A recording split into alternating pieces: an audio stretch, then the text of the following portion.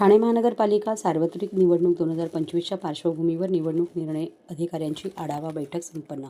आगामी ठाणे महानगरपालिका सार्वत्रिक निवडणूक 2025च्या पार्श्वभूमीवर निवडणूक अधिकारी तथा प्रशासक सौरभ राव यांच्या सूचनेनुसार उपायुक्त निवडणूक उमेश बिरारी यांच्या मार्गदर्शनाखाली ठाणे महानगरपालिका निवडणूक प्रक्रिया पार पाडण्यासाठी प्रभागनिहाय नियुक्त करण्यात आलेल्या निवडणूक निर्णय अधिकारी, सहाय्यक निवडणूक निर्णय अधिकाऱ्यांची पूर्वतयारी आढावा बैठक आज महापालिकेच्या नागरी संशोधन केंद्र येथे पार पडली. या बैठकीस उपायुक्त मुख्यालय जी. गोदेपुरे, सहाय्यक आयुक्त निवडणूक बाळू पिचड यांच्यासह सभाग समिती निहाय नियुक्त करण्यात आलेले निवडणूक निर्णय अधिकारी उपस्थित होते.